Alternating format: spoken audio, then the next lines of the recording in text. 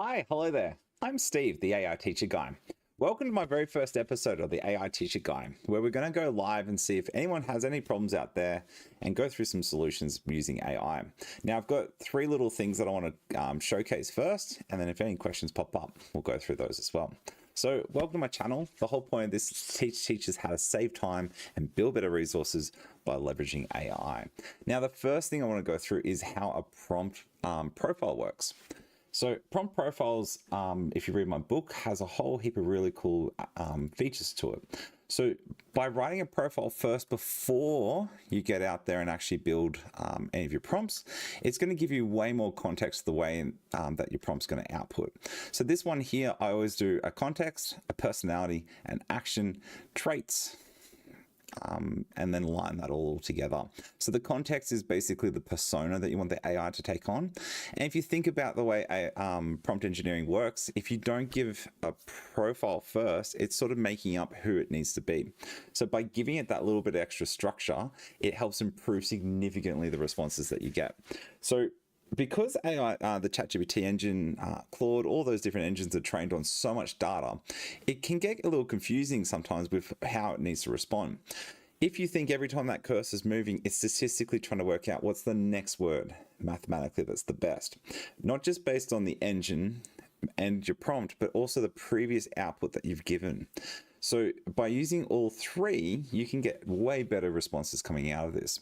So this is what I always upload, and I say this in all my videos. It's like loading in Mario Kart. So if you've got a Nintendo 64, which is like the ChatGPT engine, you're putting in your Mario Kart cartridge, so then you're all good to go to play Mario Kart. So I've got my personality, so I'm based in Australia, and then I've got all the different things that I try and lean into that, and then all the different qualities that you want to happen inside of that. Right. Now, the cool part with this is you pretty much just need to then copy and paste this. So once you've built a prompt, I never have to really retype that out again. I just literally copy and paste that in. And then I've loaded up exactly how my persona is going to be. So these are all the actions that I want to happen, and it understands exactly what the next request is going to be from there. So then I have prompts that range from writing rubrics, Kahoot quizzes, which we'll do a little bit later. And yeah, there's some really handy stuff by just doing that first. Now, by doing that, you will get significant improvement inside of your prompts. I also like this last sentence, so I try to put that into all my prompts. So please show step by step how you'll execute all the instructions in the following conversation and summarize your understanding after each of these interactions. By doing that, you're giving it a lot more indication of what needs to happen. And yeah, there's some really, really cool stuff that happens by doing that. Awesome. So let's jump on into the next part. So the one that I wanted to show tonight was the strawberry problem. So let's start a new ChatGPT. And I'm going to jump over here. And we're going to go into this one. And yeah, here we go. So I'm just checking if there's any live chats. Nope. Great. So common thing that happens, people try and do this one with how many letters R occurs in strawberry. So if we go, how many of the letter letters R are in strawberry? And a common thing that happens, oh, it's gone 3 this time. Interesting. R's occur in strawberry. Let's see if we can get the error version of it. There we go. So a common mistake happens is that the word strawberry contains 2 letters. So to fix that, let's see if my little prompt here will work. So I'm going to copy and paste this. So we get exactly the same one. And we're going to do a bit of prompt engineering at the beginning to give it a profile. So imagine you are an expert human who knows how to handle all problems. You know how to use Python coding whenever there are logic scenarios that you will face. Please show step by step how you will execute all instructions in the following conversation and summarize your understanding after each interaction.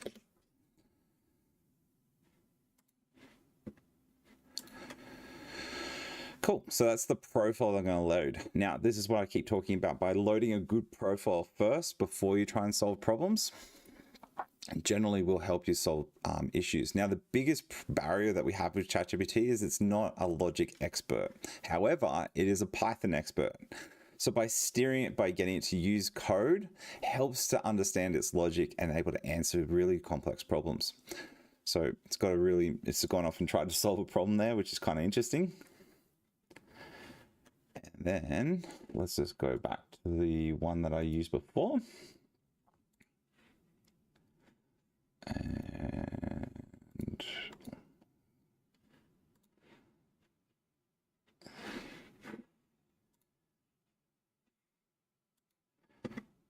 here we go. So exactly the same one that I used before. Yeah, right.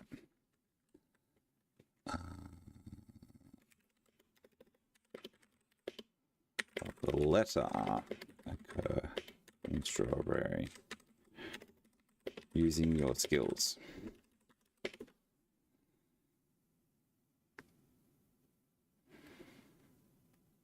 Interesting.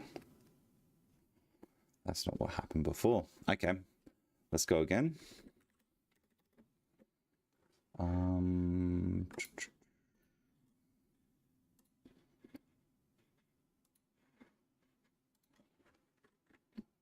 Why do you say that there are two when there are three?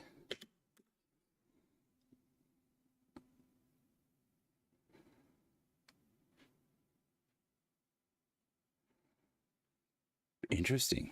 So this is really interesting when you're looking at the ability for it to count the R's, and you can see that it doesn't quite necessarily work here. If we go again, and this is what really got me curious when I was playing around with this before. So I'm going to use this prompt again.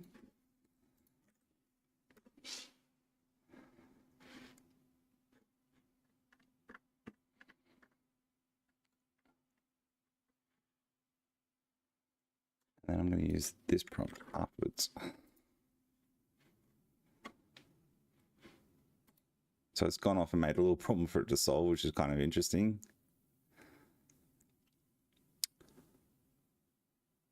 I'm going to paste that in.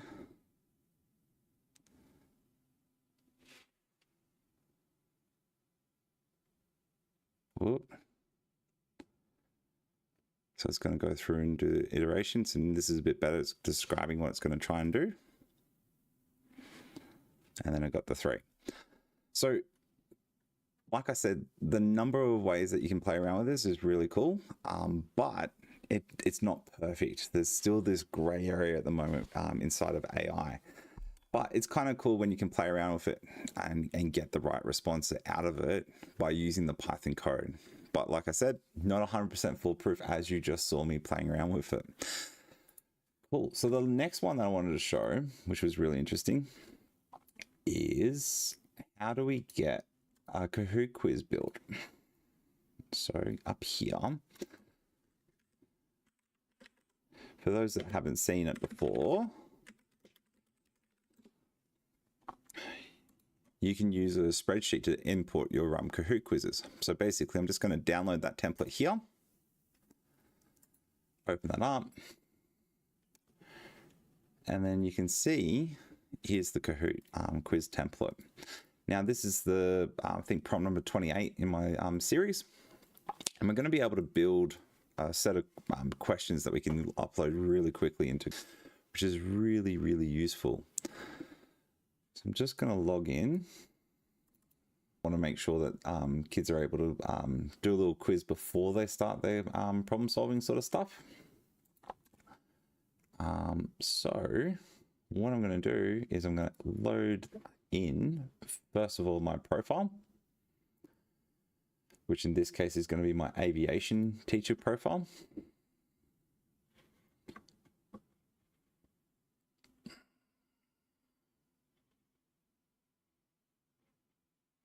Which I can't find at the moment. Hang on, I've got it up here.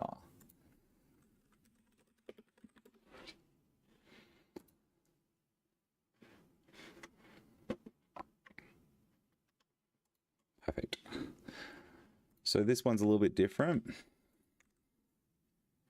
What you'll see with my aviation profile, it says I'm an aviation teacher, and then I can understand certain aspects of how to do mathematics and computer science. So we're going to change that a bit.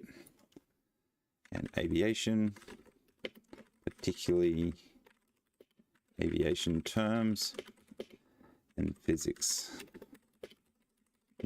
Why? Cool. So that's loaded the profile of an aviation teacher. Now what we're going to do is we're going to upload some of the questions that different areas that we're interested in. So for aviation, I've got this really cool definition list that I've created. So using this list of definitions, hang on, let's change this around. Your task is to use this list of definitions to help write a resource. Then we upload prompt number 28 from my book. So we go into our teacher guide, Kahoot quiz generator. Then we're going to go down here, just copy and paste that in. And then it's going to go off and generate a really cool quiz, but it's also going to find good distractors that link to the particular option. So it's going to make 4 different options, randomizer as well. This is one of the first things that really got me into ChatGPT. Playing around with 3.5, this was next to impossible to be able to get it to generate. And one of the errors that I saw was what sort of triggered this, the whole book and everything that I sort of put together, was I found the output that ChatGPT was generating was in a dictionary format. So it was using a dictionary structure while it was trying to generate all this output that you see in front of me right now as the error, which was really cool, particularly as a computer scientist, sort of seeing that pop out. Cool. And then now create Excel file to upload this with.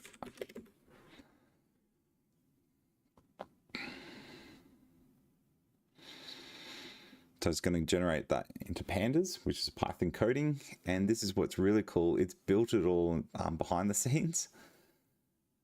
And then as long as I can get into Kahoot,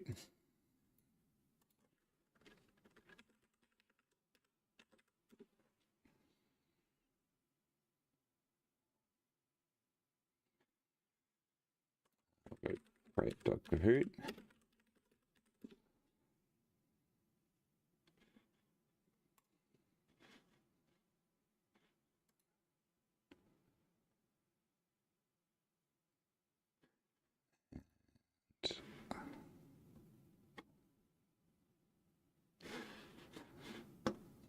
Yeah, cool.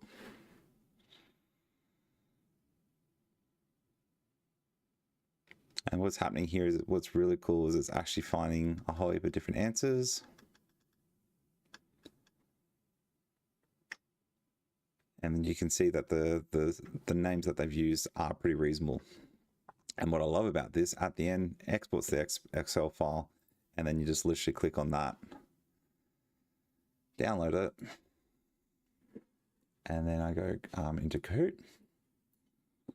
I'll go create, and go create Kahoot, open it up, And then down here, you just literally go add questions, import the spreadsheet, and then the one that just got outputted then, what was it called? It was aviation, was it? Aviation quiz. So I'm going to pop the aviation quiz into it and go upload, add the questions, and voila. And the best bit about this is each of these questions that have been generated, they align perfectly with the description, but then they also give meaningful distractors that sort of could potentially link with the words or the terminology that has been used. So the idea is this basically can be done really quickly and build pretty awesome quizzes that can test whether or not students are understanding the concepts that are covered. And that's for something pretty complex, which is aviation, so learning all the flight manual instructions that they need to know as a good pilot. Cool. So yeah, that's pretty much it from me. Hope you've enjoyed this little first episode. If you do, the last week of each month, I'll be trying to run one of these. And yeah, if you've got questions, please pop them into my Facebook group that you can see below. And yeah, that's it. Thanks again for watching. See you next time on the AI Teacher Guy. Adios.